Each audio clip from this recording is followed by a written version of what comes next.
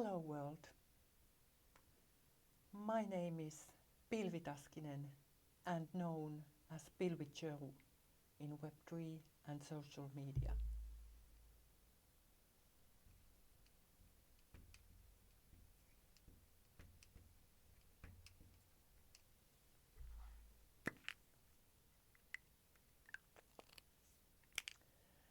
And now it's time to go back to rationality and the basic once again. There will not be economic success for societies without addressing the challenges of climate change. Some individuals can succeed, but it is not the target. The ecological crisis is a challenge that demands our steady attention, for it touches upon the very fabric of our society, economy, and technological advancements.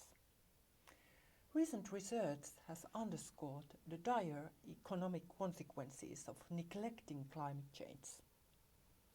We witness the devastating effects of extreme weather events such as hurricanes, droughts and wildfires, which not only displace millions of people but also result in billions of dollars in damages. These events hit hardest to vulnerable communities, amplifying existing inequalities and widening the gap between the haves and have-nots.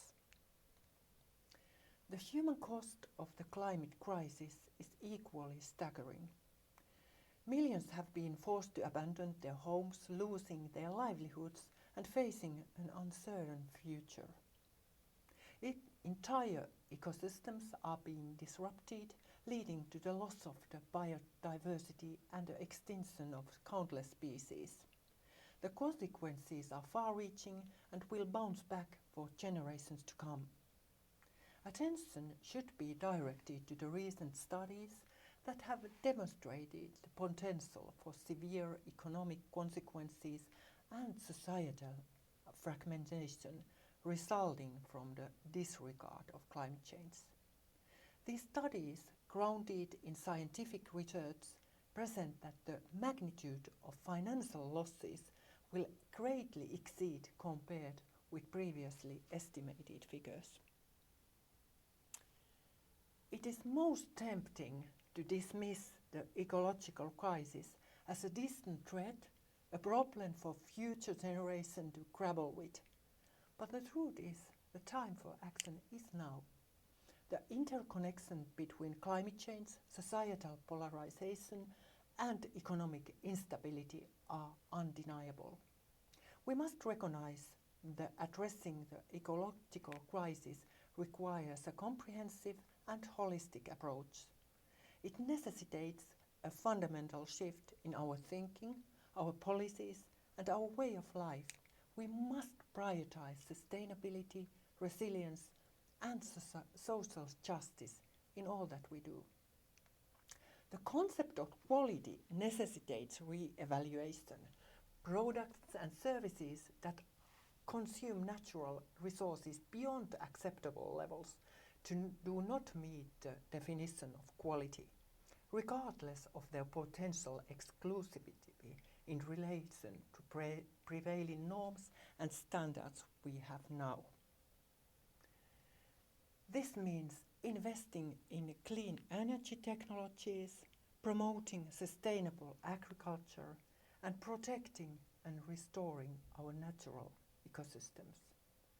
It means implementing policies that reduce greenhouse gas emissions, promote energy efficiency, and ensure a just transition for workers and communities affected by the shift to low-carbon economy. It also means addressing the underlying inequalities that make some communities more vulnerable to the impacts of climate change than other ones.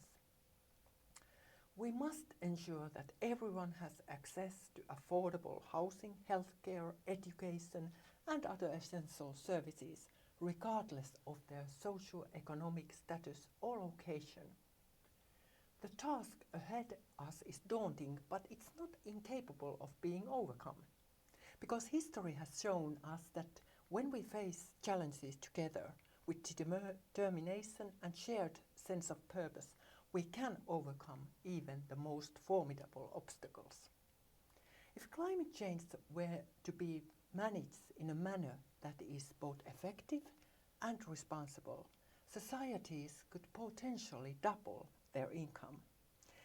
In the absence of already experiencing adverse effects, our consumer spending would see an increase of approximately 40%. However, societies and economics characterized by sophistication and intelligence should not hold consumption as a primary objective. Let us draw inspiration from countless individuals, communities, and organizations around the world who are already working tirelessly to address the ecological crisis. Let us learn from their experiences, share our knowledge, and pool our resources to create a more sustainable and just future for all. The journey will not be easy, but it is a journey we must undertake. For the sake of our children, our grandchildren, and generations to come, let us commit ourselves to addressing the ecological crisis with the urgency it demands. At this point, I must say thank you for the participants who have supported this individual activism of mine. In the future, I will talk to you about leadership, new kind of leadership, and managing all the future challenges and the challenges we have now. In conclusion, I would only say, love is the answer. It sure is.